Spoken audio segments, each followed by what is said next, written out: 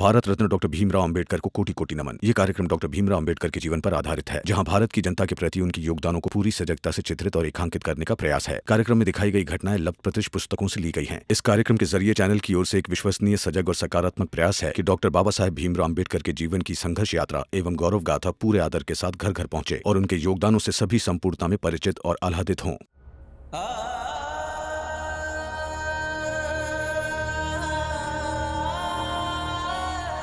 न जाने घर पर सबका क्या हाल होगा। मंजुला, तुलसा पढ़ाई कर पा रही होगी या नहीं। उम्मीद करता हूँ कि उस दिन मेरी सुनाई हुई कहानी का असर मेरे बच्चों पर सही पड़ा हो।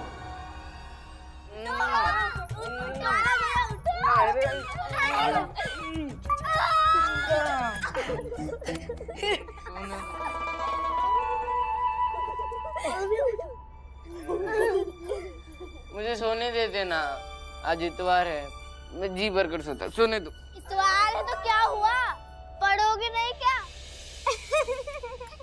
बोलता ऐसे रही जैसे तू बड़ी पढ़ाकू है। पढ़ते तो है भैया, दीदी से पूछ लो कि हम पढ़ते हैं कि नहीं।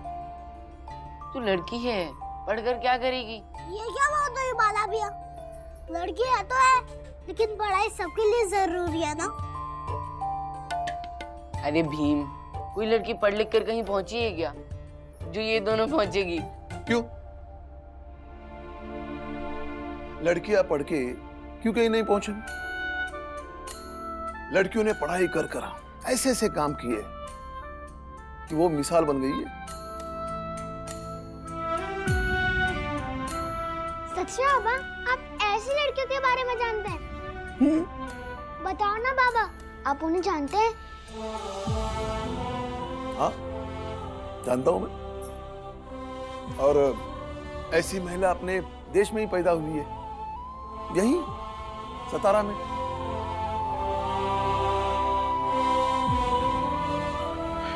चलो, आज मैं तुम्हें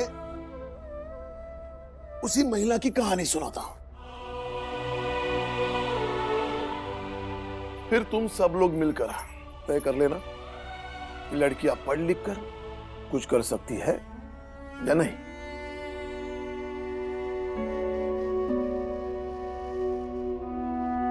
जब मैं पुणे में टीचर ट्रेनिंग के लिए गया था, तब मेरी मुलाकात एक महान पति पत्नी की जोड़ी से हुई थी। नाम था ज्योतिराव फुले और सावित्रीबाई फुले। जब मैं ज्योतिराव फुले से मिलने गया, तब उन्होंने मुझे कहा था कि संसार में सबसे ज्यादा संरचनात्मक शक्तियां किसी में निहित है तो वो है स्त्री। अगर स्त्री को उचित अवसर और स्वतंत्रता दी जाए तो वो अपने साथ साथ कईयों का जीवन सुंदर बना सकती है। और राम जी, ये मेरा अपना अनुभव है। लीजिए, आप लेंगे? ये मेरी पत्नी है सावित्रीबाई। नमस्कार। जब ये जीवन में आई तो कई सारे बदलाव होने लगे। तब मैं कुछ 13 साल का था और ये 9 साल की।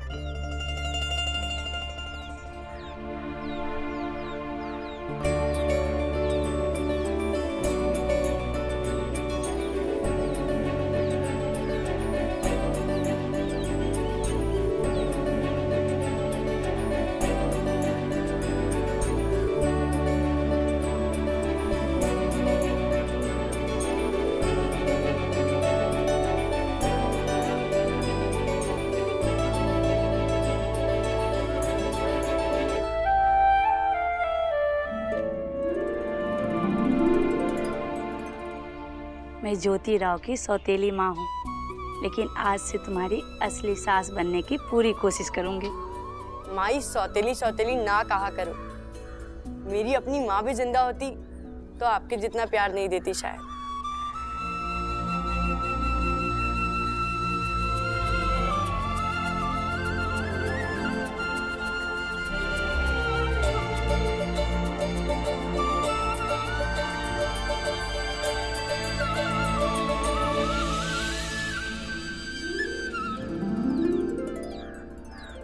अब तुम दोनों एक दूसरे का हाथ पकड़ लो और मन में वचन लो कि एक दूसरे का हाथ कभी नहीं छोड़ोगे और कोई भी काम में बराबर की भागीदारी दोगे। वचन है माई। बेटा, दाहिना पैर से कलश गिरा दो।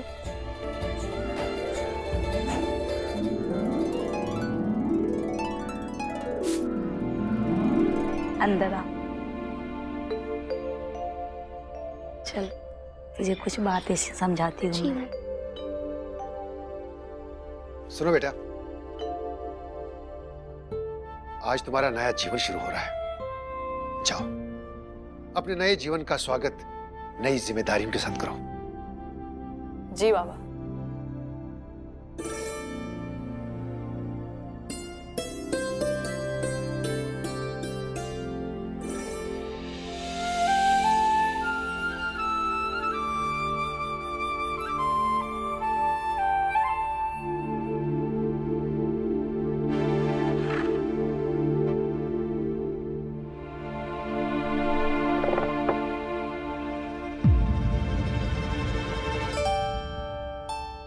क्या छुपा रही हो?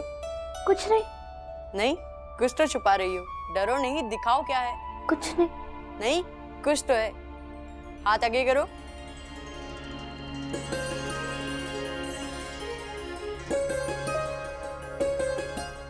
इसमें छुपाने वाली क्या बात है?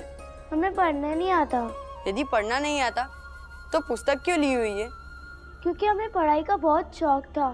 एक बार किताब हाथ में ली थी तो पापा ने छीन लिया और कहने लगे पढ़ाई लिखाई सब ऊंची जात के लोगों की चीज है, हमारा पढ़ना पाप है।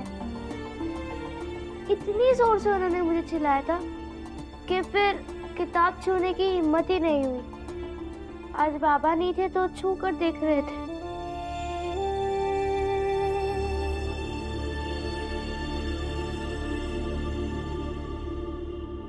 ये सारी किताबें आप पढ़ते हैं? किताबें पढ़कर कैसा लगता है? इन किताबों को पढ़ने के बाद ऐसा लगता है कि जो संसार हमें दिखता है वह संसार केवल इतना ही नहीं बल्कि इससे कई गुना बड़ा है, जिसकी कल्पना भी नहीं कर सकते हम। जितना दिखता है उससे भी ज्यादा बड़ा? ये कैसे हो सकता है? जब पढ़ोगी तो इस चमत्कार को खुद ही समझ पाओगी। तो क्या तुम पढ़ना चाहोगी? हाँ, लेकिन कैसे? यहाँ आपके घर में अगर किसी ने देख लिया तो? यदि किसी को पता नहीं चला तब तो पढ़ोगी ना? हाँ। अच्छा, तुम्हें और क्या क्या पसंद है? तारे गिनना। क्या? बेटा, सोना नहीं है तुझे? चलो।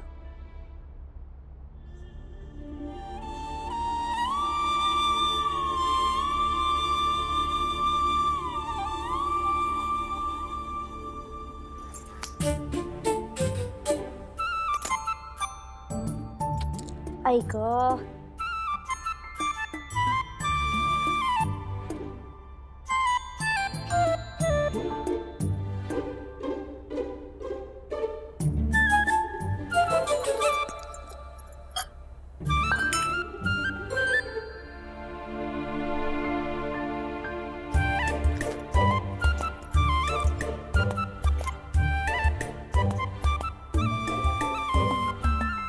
सुबह जल्दी उठने की आदत है हमें।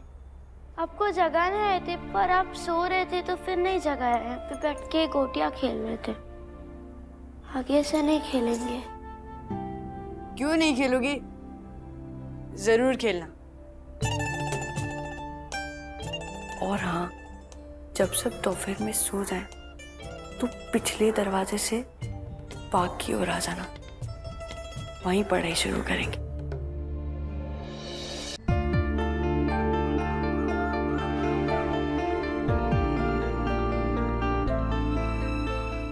इतनी देर हो गई, सावित्री अभी तक नहीं आई।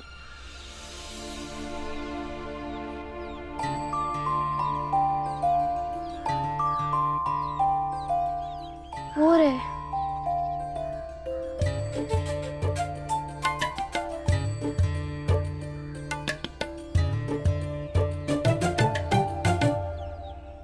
कहाँ रह गई थी? कब से इंतजार कर रहा हूँ। कैसे है आप? ऐसा कोई करता है क्या? कल शादी हुई, बस बता दिया कि घर के पीछे भागे, बाद में आ जाना। अरे ढंग से रास्ता भी नहीं बताया आपने। कोई बात नहीं, पहुंच तो गई ना। इंसान को जगह ढूंढने से पहुंचते आना चाहिए। चलो अब पढ़ाई शुरू करते हैं। वैसे आप मुझे पढ़ाना क्यों चाहते हैं? क्योंकि शिक्षा में बहुत ताकत होती है। हम किसी राजा का मुकाबला तलवार से नहीं कर सकते, लेकिन हाँ शिक्षा से जरूर कर सकते हैं। आपने विद्यालय से पढ़ाई की है? हाँ, लेकिन विद्यालय में हमें दाखिला देने से मना कर दिया गया। लेकिन बाद में किसी तरह से हमारा विद्यालय में दाखिला हुआ और हमने पढ़ाई शुरू की। चलो अब ध्यान दो।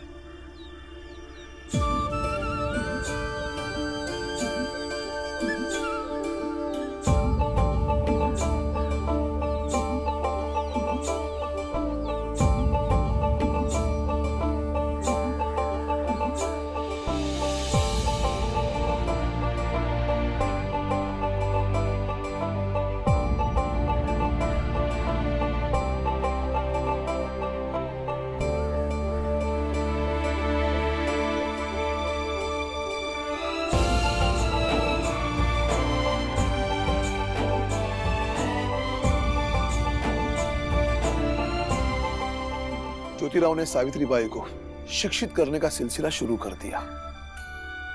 उन्होंने समाज के और भी बंधन तोड़ने की कोशिश की। उन्होंने अपने घर का कुआं उन सभी जातियों के लिए खोल दिया जिन्हें दूसरे सार्वजनिक स्थान पर पानी भरने की अनुमति नहीं थी। वो सिर्फ सावित्रीबाई का ही नहीं, बल्कि समाज के हर एक स्त्री का, हर एक तबके का उद्धार करना चाहते थे। इसलिए वो शिक्षा को सबसे बड़ा हथियार मानते थे। सावित्रीबाई की पढ़ाई ऐसे शुरू हुई? नहीं, इतनी आसानी से नहीं हुई होगी। अगर इस समय हमारे पढ़ाई में इतनी कठिनाई आ रही है तो उस समय कितनी आ रही होंगी, वो भी लड़कियों को पढ़ाना, है ना पापा? हाँ, तुम सही कह रहे हो भीम। इसलिए ज्योतिराव ने सावित्रीबाई फुले को सालों तक घर वालों से छुप के पढ़ाया। और सावित्रीबाई को पढ़ाते पढ़ाते मुझे ऐसा लगा राम जी कि बाकी बच्चियों को भी पढ़ाना चाहिए, और इसलिए पैसे जोड़ जोड़ कर हमने बालिका विद्यालय खोला। और मैं और सावित्रीबाई दोनों विद्यालय में बच्चियों का आने का इंतजार करने लगे।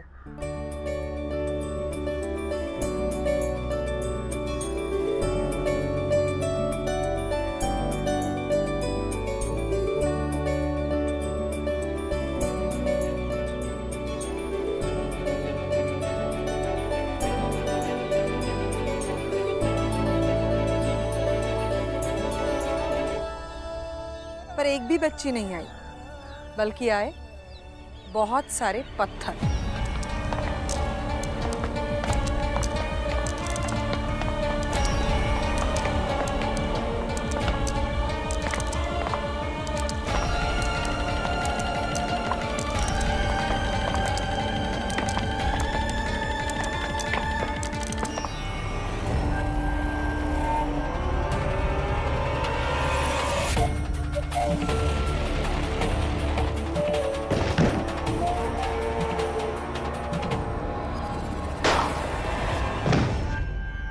फिर से लड़कियों की पढ़ाई लिखाई की बात की तो इससे भी बुरा होगा तुम दोनों के साथ। धर्म के विरुद्ध काम करना बंद कर दो। शिक्षा सबको नहीं दी जा सकती है।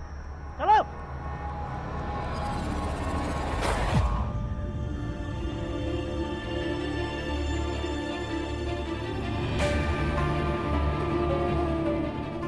कोई भी धर्म किसी भी व्यक्ति के शिक्षित होने या ज्ञान पाने के अधिकार से उसे वंचित नहीं कर सकता है। सत्य तो यह है कि शास्त्रों का हवाला देने वाले ये लोग ये शिक्षा को किसी खास वर्ग से सीमित करने की सामाजिक साजिश कर रहे हैं ताकि कोई और पढ़ने ना आए। आएंगे, लोग पढ़ने जरूर आएंगे। हम घूम घूम कर लोगों को बताएंगे कि अपने घर के बेटियों को पढ़ाएं। शिक्षा का महत्व हम खुद समझाएंगे लोगों को। कोई ना कोई तो हमारी बात को जरूर समझेगा।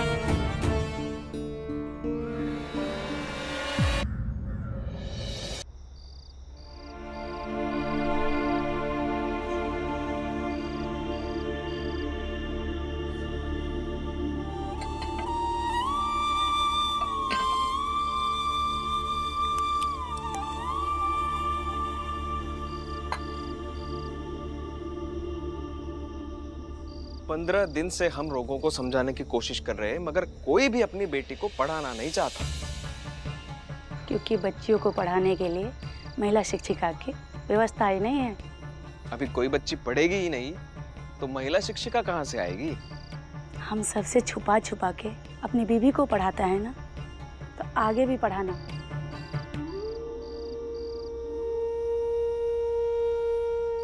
और शिक्षिका बनने के लिए जितना प्रशिक्षण चाहिए उसे दिलाना और अपनी बीवी को शिक्षिका बनाना।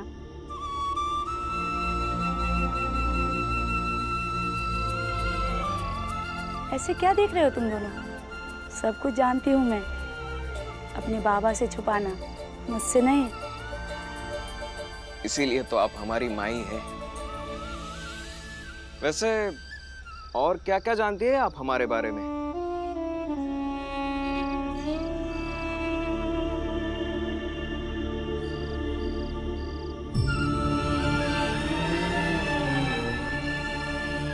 खाना बनाने जा रही हूँ मैं।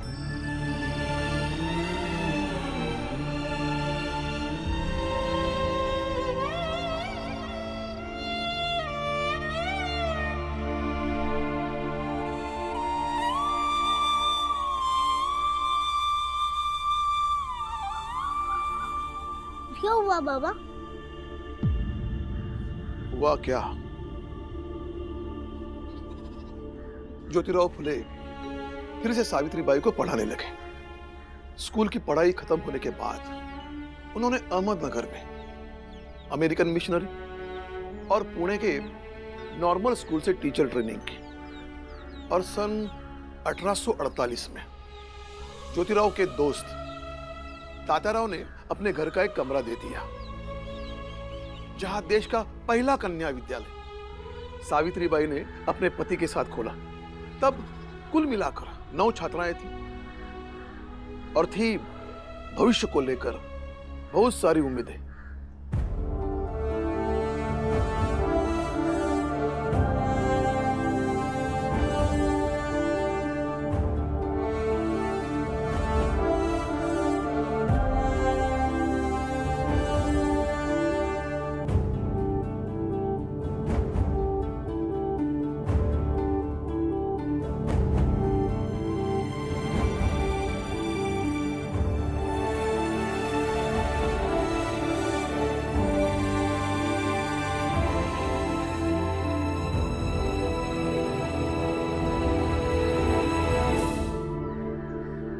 आज वर्षों का सपना पूरा हुआ हमारा।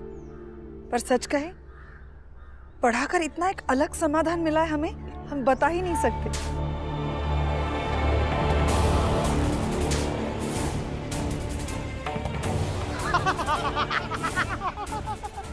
समाज में रह के लड़कियों को पढ़ाने का जो गंदा काम कर रही हो, उसके बदले यही मिलेगा।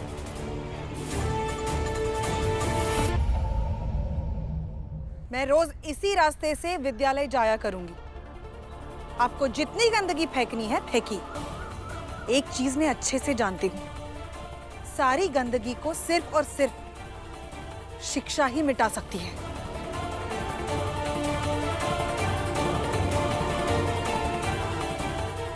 बहुत जुबान चलने लगी है इसकी। समाज की ताकत क्या होती है दिखाते हैं। चलो सरपंच जी के यहाँ। नहीं चलेगा, नहीं चलेगा, नहीं चलेगा। गोविंदराव, गोविंदराव बाहर निकल। गोविंदराव बाहर आओ, गोविंदराव बाहर आओ। ये सब नहीं चलेगा। क्या हुआ बाबू? तुम्हारे बेटे ने अपनी बीबी को बाग बाग खेत खेत पढ़ाया, हमने कुछ नहीं कहा। और अब तो उसकी बीबी विद्यालय में जाकर बच्ची को पढ़ाएगी। हमारे इस समाज की बच्चियों के साथ वो अपना धर्म भ्रष्ट करेगी। अरे जाओ, उसे जाकर समझाओ। क्यों भाऊ?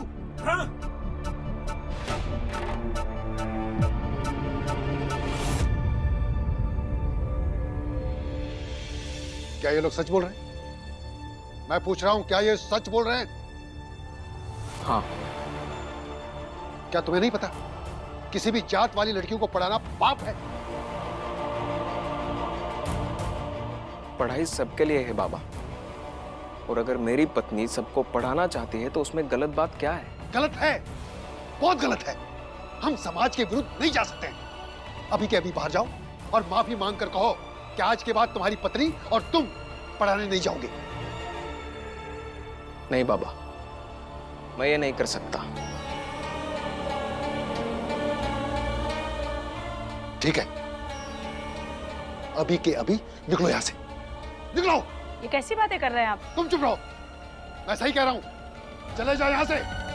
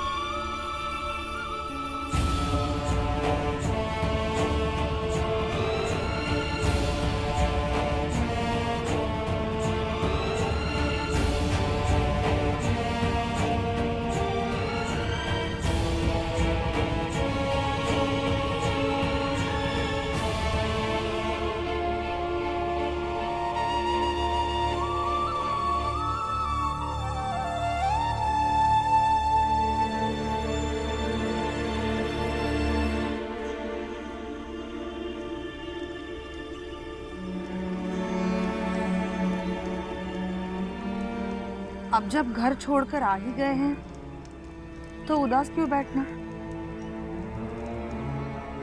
बाबा हमेशा कहते थे कि ज्योति जिंदगी में कुछ बड़ा काम करना। अब ये फूलों को बेचकर मैं क्या और कितना बड़ा काम कर लेता।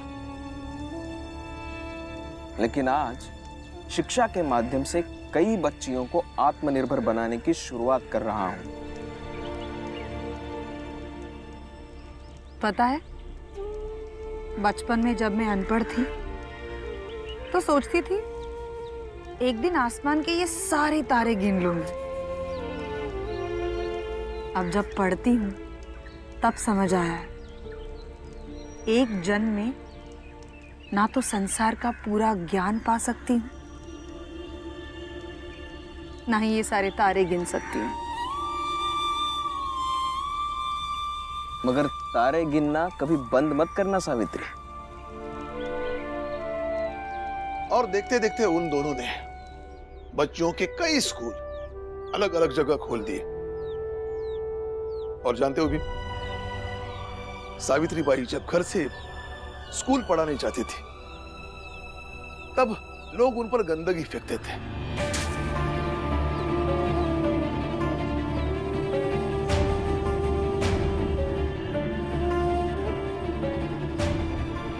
लेकिन इस सबसे वो हार नहीं मानती थी। वो हमेशा अपने साथ एक थैला लेकर जाती थी। उसमें एक साफ साड़ी रखती थी जिसे वो स्कूल पहुंचकर बदल लेती थी। फिर बच्चों को पढ़ाती थी।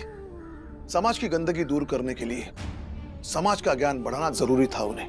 बाबा, उन्होंने कितना संघर्ष किया था ना।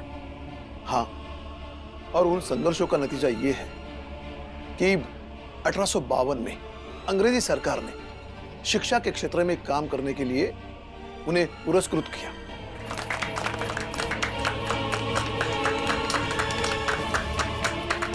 बाबा, उनके कोई बच्चे नहीं थे? इससे जुड़ा भी एक किस्सा ज्योतिराव फुले ने मुझे बताया था। मेरा एक दोस्त था सदाशिव गोवंडे। उसके घर में एक विधवा युवती काम करती थी। किसी से प्रेम संबंध में पड़ के गर्भवती हो गई और दुनिया से छिप छिपा के उसने 9 महीने निकाल ली और बच्चे को भी जन्म दी। मगर दुनिया से क्या कहती, विधवा होके उसने बच्चे को जन्म दिया। बेचारी कुछ समझ नहीं पाई और चाकू से अपने बच्चे को मारकर उसने नाली में फेंक दिया। फिर पुलिस ने उसे पकड़ लिया और अदालत ने अपने ही बच्चे की हत्यारन करार करके उसे अंडमान निकोबार भेज दिया काला पानी की सजा काटने। देश में यह पहली घटना थी जब किसी महिला को काला पानी की सजा हुई हो। और जिस दिन वो महिला जेल गई तो सावित्रीबाई को बड़ा दुख हुआ और इनके मन में कई तरह के सवाल थे। उसने बच्चे को इसलिए मारा क्योंकि एक माँ होकर अपने बच्चे का भविष्य समाज के आईने में देख पा रही थी। वो विधवा पुनर्वास के सवाल पर चुप बैठा ये समाज उस बच्चे पर चीख चीख कर भद्दी भद्दी गालियां देता, उस बच्चे का जीना मुश्किल कर देता।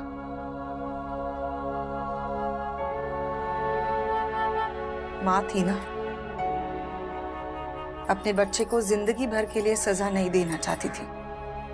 बेबस थी बेचारी, कमजोर औरत थी वो, और कर भी क्या सकती थी।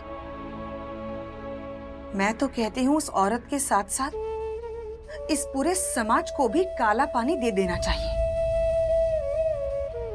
जिसने औरतों के जीने के सारे दरवाजे बंद कर रखे। और ये समाज हमेशा औरतों को ही क्यों सजा देता है? हमेशा औरतों से ही बलिदान क्यों मांगता है? पति मरने के बाद औरतें या तो सती हो जाती है या फिर उनके बाल वाल काटकर सती की तरह ही जिंदगी भर के लिए उन्हें आग में जलने के लिए छोड़ देते हैं।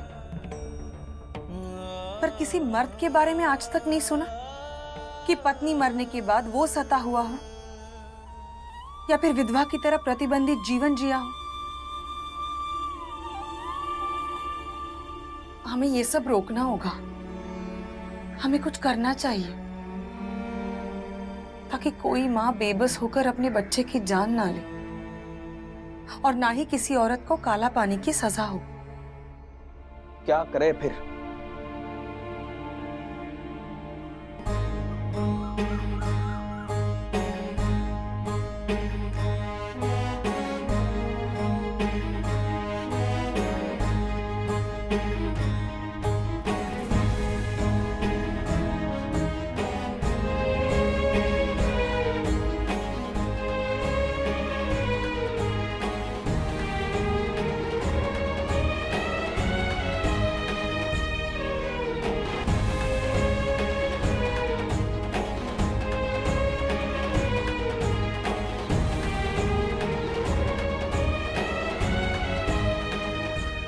और देखते ही देखते हमारे पास कई विधवा गर्भवती महिलाएं आने लगी।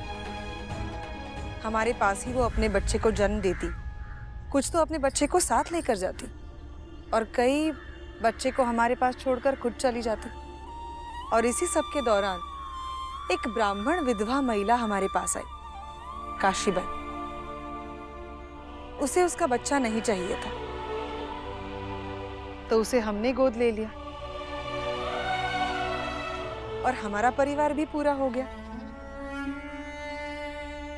हाँ, पुणे से मैं मावा गया, उनके बारे में सुनता रहा, जानकारी लेता रहा। धीरे धीरे वो पति पत्नी समाज के अन्य बुराइयों के खिलाफ भी लड़ने लगे। बच्चियों की पढ़ाई के साथ साथ अनाथ, विधवा और किसानों का जीवन भी सुधारने का प्रयास करने लगे। उन दोनों पति पत्नी ने अपने जीवन का एक एक क्षण समाज के नाम कर दिया था। और एक दिन ज्योतिराव फुले का मजबूत हाथ कमजोर पड़ गया, उन्हें लकवा हो गया। नीचे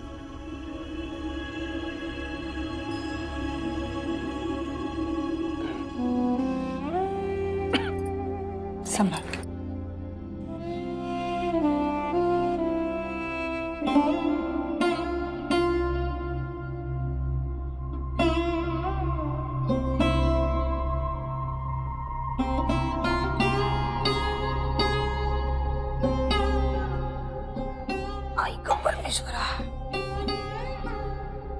अब मुझे नहीं लगता कि ज्यादा दिन तक तुम्हारा साथ दे पाऊंगा। बेटा यशवंत भी डॉक्टर की पढ़ाई करने विदेश गया है। मगर मेरे बाद भी ना तुम मत रुकना, पढ़ाते रहना, लड़ते रहना। कैसी बातें करते हैं आप? क्या हुआ है आपको? सब कुछ ठीक तो है और अभी बहुत कुछ करना बाकी है। बात तो तुम्हारी सही है। इस हाथ से गोटी खेलता था और तुम्हें तो हरा भी देता था। अब नहीं खेल पाऊंगा। मैं अभी आती हूँ।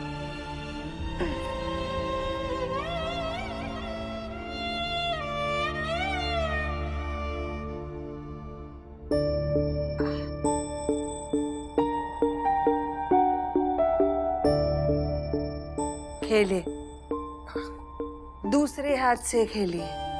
अरे नहीं होगा। कैसे नहीं होगा? आप ही तो कहते थे हिम्मत ना हारने से कुछ भी असंभव नहीं है ना?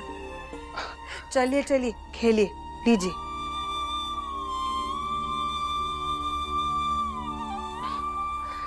नहीं होगा। कोशिश तो कीजिए।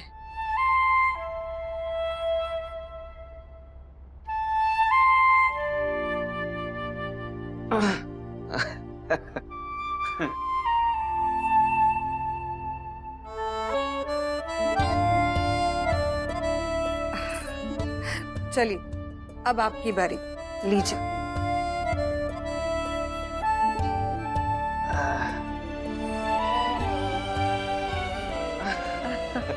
लो, हरा दिया तुम्हें।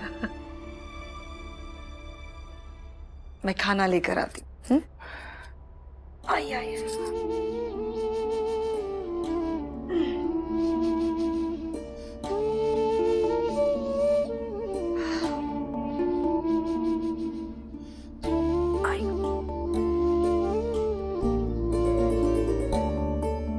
सिर्फ 2 रोटियां ही खाऊंगा, ज्यादा नहीं खाऊंगा। कैसे नहीं खाएंगे? दवाई भी तो लेनी है ना। तो क्या हुआ, जितनी भूख है उतना ही तो खाऊंगा।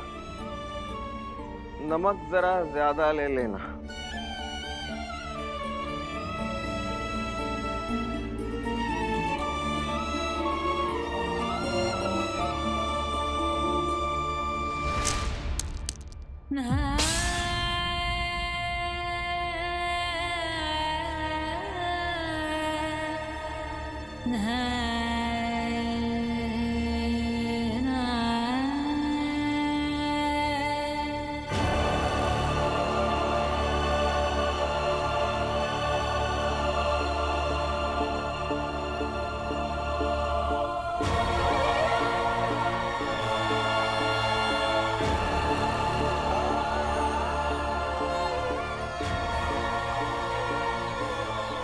अब ये दत्तक पुत्र अग्नि देगा, ये इसके रिश्तेदारों को बुलाया जाए।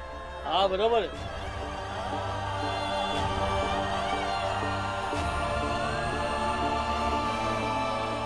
हम दोनों से बढ़कर इनका कोई और रिश्तेदार नहीं।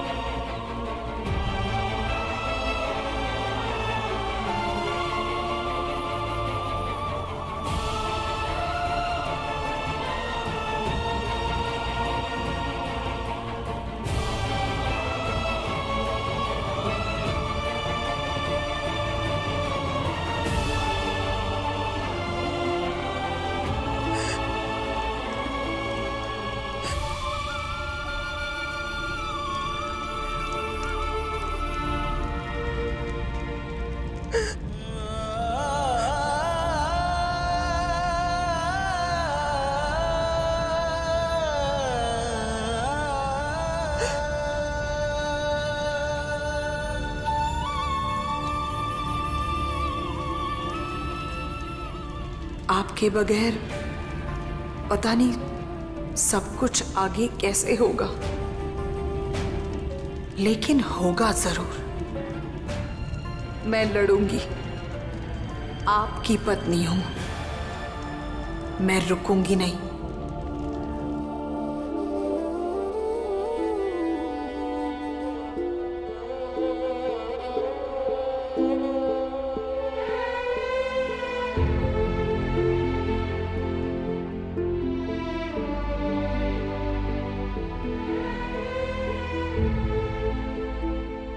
हमें पढ़ना नहीं आता। तो क्या तुम पढ़ना चाहोगी? हाँ।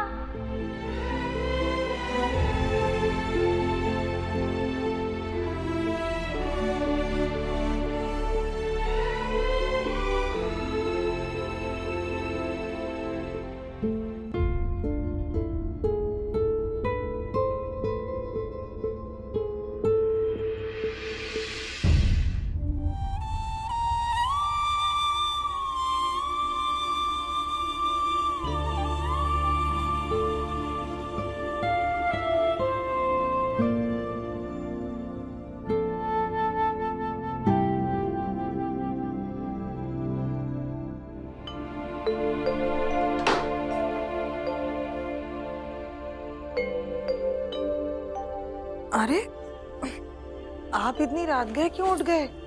क्या बात है?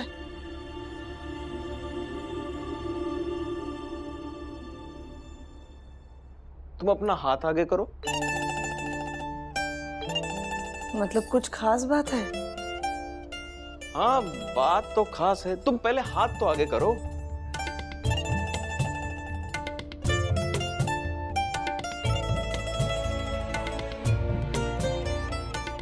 देखो,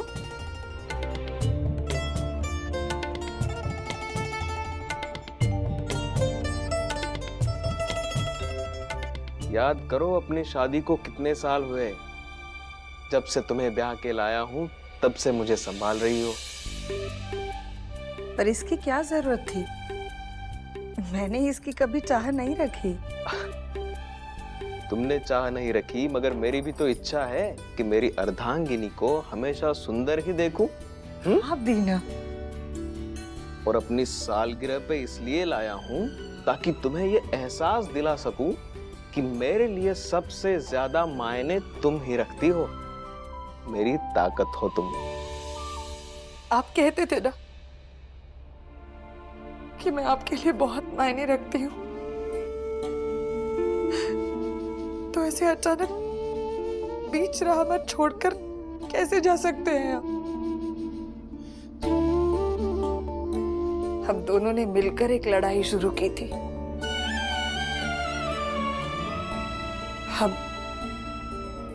अब आप नहीं है तो पूरी दुनिया अधूरी सी लगती है।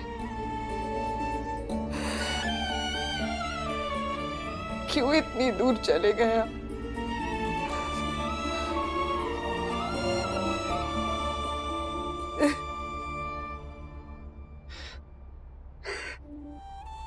नहीं आई, बाबा कहीं नहीं गए।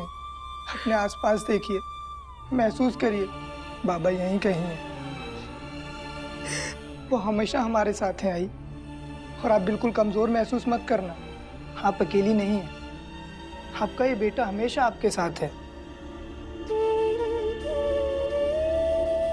मैं जानता हूं कि मैं आपका और बाबा का दत्तक पुत्र हूं, लेकिन मुझ में संस्कार तो आपके और बाबा के हैं ना। इसलिए जीवन की आगे की लड़ाई में मैं आपके साथ रहूंगा। मैं बाबा की जगह तो नहीं ले सकता और ना ही उनके जैसा बन सकता, लेकिन पूरी कोशिश करूंगा कि उनके पद चिन्हों पर चलूं। और जब भी हमारे प्रयासों से किसी के चेहरे पे मुस्कान आएगी तो बाबा खुश होंगे। आई, आप खुश होकर बाबा की दिखाई राह पर चलेंगी ना, तो बाबा का सपना साकार होगा। और आप और बाबा की तो लोग मिसाल देते हैं। आपको देखकर ना जाने कितने लोगों को हौसला मिलता है और जिंदगी जीने के मायने सीखते हैं।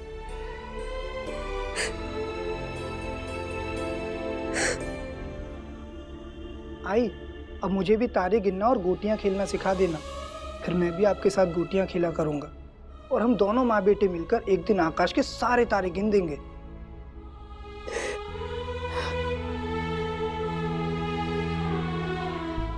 और सावित्री बाई आज तक नहीं रुकी। फिर क्या हुआ बाबा? उन्होंने तब भी लड़ाई नहीं छोड़ी थी अपने बेटे को पढ़ा लिखा कर डॉक्टर बनाया और वो अपने बेटे के साथ मिलकर समाज के लिए आज भी लड़ाई लड़ रही है। तो बताओ बाला, लड़कियां क्या नहीं कर सकती? हाँ बाबा, लड़कियां कुछ भी कर सकती है। जो लोग ऐसा सोचते हैं कि लड़कियां कुछ भी नहीं कर सकती, वो गलत है। उन्हें सावित्रीबाई फुले के बारे में पता होना चाहिए। इसलिए हमारी बेटियां कुछ भी कर सकती हैं। कौन कहां पहुंचता है ये तो कर्म तय करेगा, लेकिन हर एक लड़की में सावित्रीबाई जैसी ताकत होती है।